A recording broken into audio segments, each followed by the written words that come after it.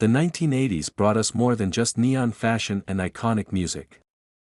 Hidden in plain sight, among the millions of nickels minted during this decade, are two of America's most sought-after modern rarities. Today, we're exploring two Jeffreson nickels that could be sitting in your spare change jar, potentially worth thousands. I'm talking about the 1984 and 1986 Jeffreson nickels with specific striking errors that have coin collectors racing to check their collections. Let's start with the 1984 double-die obverse Jeffreson nickel. What makes this coin so special? It's all in the details, or rather, the doubling of those details. During the minting process, the die that stamped these coins struck twice at slightly different angles, creating a dramatic doubling effect visible to the naked eye. The history behind this error is fascinating.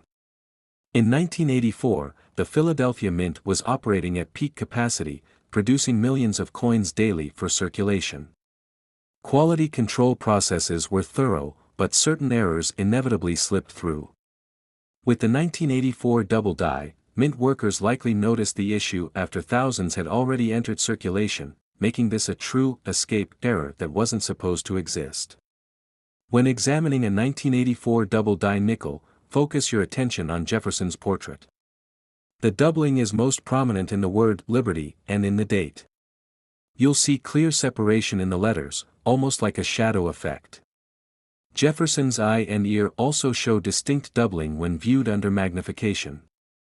This isn't subtle like some double dies, it's dramatic and unmistakable once you know what to look for. What makes this coin particularly rare is that the doubling occurred during the hub and die creation process, not during striking. This means every coin struck from that die carries identical doubling characteristics. Experts estimate fewer than 10,000 examples exist, many still undiscovered in circulation. Value-wise, this coin has seen remarkable appreciation.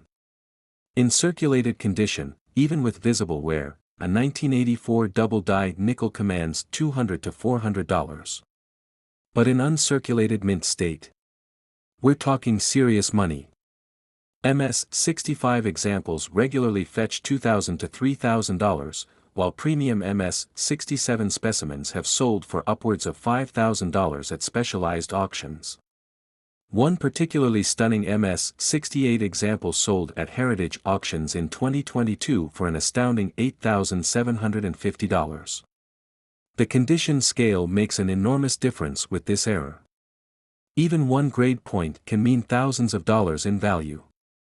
Coins with original mint luster and minimal contact marks command significant premiums, as collectors of error coins are particularly condition conscious. The surfaces should be free of major spots, scratches, or signs of improper cleaning. One collector from Ohio discovered a mint state example in a roll of nickels he purchased from his local bank in 2019. After authentication, that single coin paid for his entire collection several times over. Stories like this are why experienced collectors meticulously check every 1984 nickel that crosses their path. Unlike some rare coins that were recognized immediately, the 1984 double die took nearly a decade to gain widespread recognition in the numismatic community. By then, most had entered circulation and been subjected to years of wear.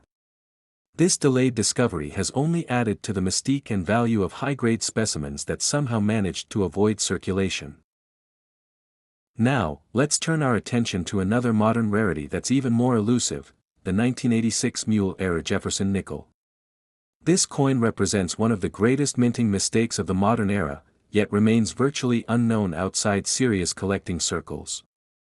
A mule, in numismatics, refers to a coin struck from dies never intended to be paired together. In this extraordinary case, some 1986 nickels were accidentally struck using the reverse die from a quarter.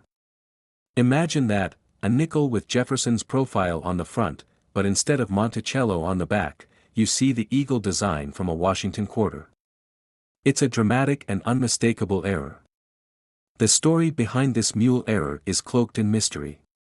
Mint records make no official mention of this mistake, leading many experts to believe these coins were smuggled out of the Philadelphia Mint facility before they could be destroyed.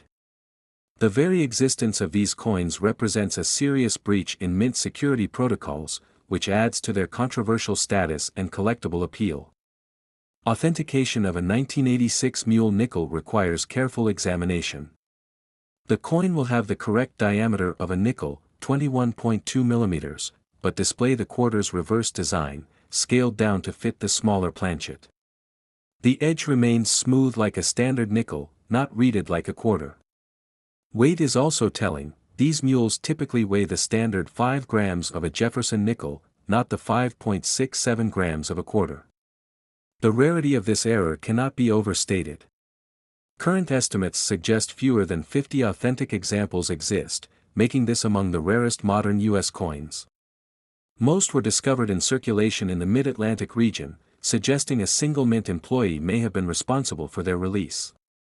Given their extreme rarity, 1986 mule nickels command extraordinary prices. Even heavily circulated examples have sold for $25,000 to $35,000.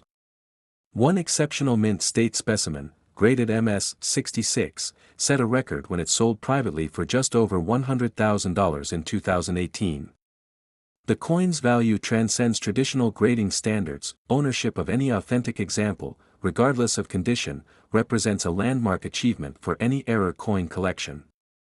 The discovery story of the first confirmed specimen reads like numismatic legend. A Maryland bank teller noticed the unusual reverse while counting her drawer in late 1986.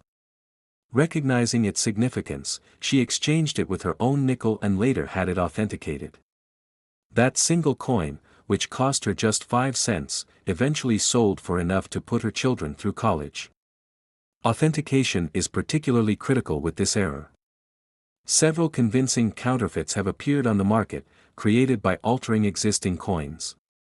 Professional certification from PCGS or NGC is considered essential, as the authentication process includes metallurgical analysis to confirm the coin was struck at the mint rather than altered after the fact. These two extraordinary nickels from the 1980s remind us why modern coin collecting remains so exciting.